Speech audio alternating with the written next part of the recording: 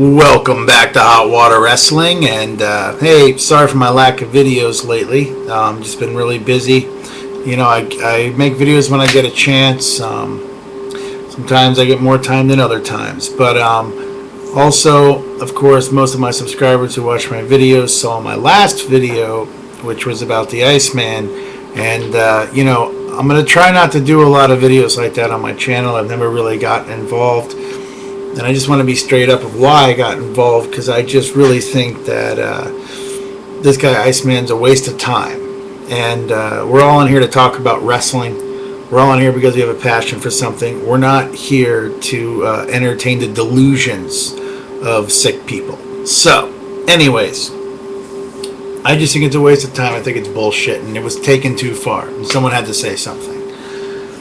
But anyways, let's get on to more pleasant things. I'm going to do my DVD pickups over the last few months, actually. Well, last 2 months. September and this month, I guess. Yeah, so the last month and a half.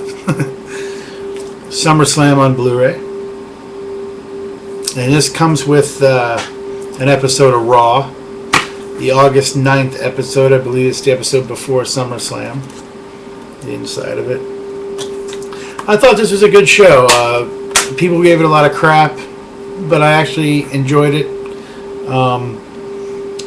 The one thing, the Dolph Ziggler-Kofi Kingston match sucked because it got botched by The Miz, I believe it was. Or no, it wasn't The Miz. God, now I'm forgetting. The Nexus maybe came out? I can't remember now. Drawing a blank. It'll be cool. That's why I buy these things, so I can watch them again and relive the glory. But the match got botched because there was interference. The Big Show versus CM Punk was okay. Kane versus Rey Mysterio was a lot better than I thought it was going to be. Really enjoyed it.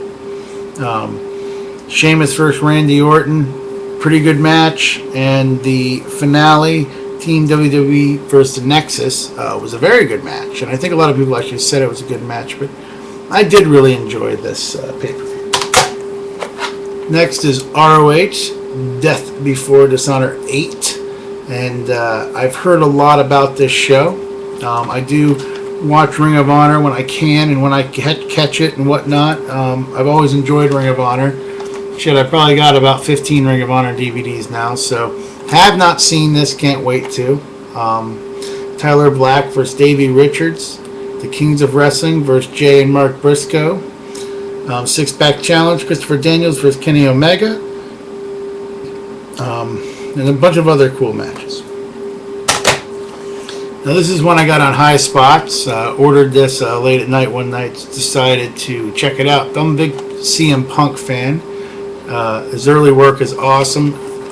Really good early stuff. If you've never seen CM Punk's early before WWE stuff, pre-WWE, I highly suggest, if you're a fan of his or just a fan of good wrestling, to pick it up. There's 5 volumes of this, or 6 volumes of this. Something crazy. This is a 5 DVD set. It's crazy, from High Spots. These are DVD-Rs, just to let you know. Alright, they're not silver pressed. Whatever. It's a little pricey, I think. But you do get 5 DVDs. It's like $25 for this. But it is DVR. But you do get, like, I don't know how many hours it is, but it's a lot of hours. And just really cool matches. So, check these out. They're on High Spots. This is Volume 5. Probably the only one I'm actually going to get. Who knows? Maybe I'll finish watching that and want more. I couldn't see how I would. Finally, of course, the Chris Jericho.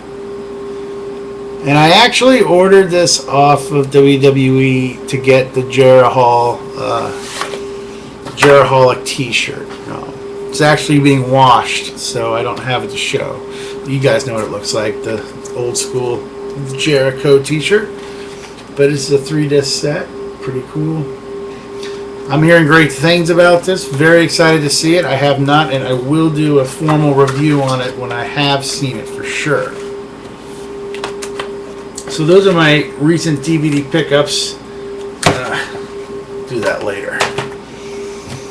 However, I'm going to review old, long lost wrestling film starring one of the biggest wrestlers in the world, and that's Hulk Hogan. It's called No Holds Barred. Now this particular DVD, this is not available actually on DVD. This particular film is not available on DVD. This is a Laserdisc transfer of No Holds Barred that I actually traded for, and I made myself this little case. As you can see, it's just, you know, DVR, but I traded some for this, and I remember seeing this movie in theaters, and I was so excited for it. This was a huge deal during the 80s when this came to be. No professional wrestler had ever had a feature film released in theaters dedicated to them. I believe this is actually an unofficial WWE film in many respects. I think that Vince McMahon was a producer and an executive producer on this film. So it was really their first kind of venture into motion pictures. Of course, we all know Hulk Hogan did Rocky III. But other than Rocky III, this is definitely his best film. Now, it is corny and hokey and over the top, but it definitely has a charm to it. I remember going to the theater and watching this movie, and I actually left a little disappointed because I was at the age where I thought this was going to be like Rocky. And I was so into wrestling, and I thought it should be this serious film about Hulk Hogan battling Zeus. And it was more kind of tongue-in-cheek, sort of action comedy, hokey, corny, over-the-top shit. And so I remember leaving the theater being kind of like, oh, a little weak. But looking back on it, I saw it on this guy's list, and I'm like, you know, I got to see this again, because I had not seen it since maybe I think I rented it on video once after it had come out. But I hadn't seen this movie in 20 years. Even more than 20 years. Why did I even say that in public? God. I know I don't look it. I'm very handsome. I'm not that old, though. I'm not that old. But I really just haven't seen this movie in a really long time. And it was cool as an adult watching it, looking back on it. And yeah, this was a big deal. I mean, they pumped this up for 6 months. Of course, you know, what's his name?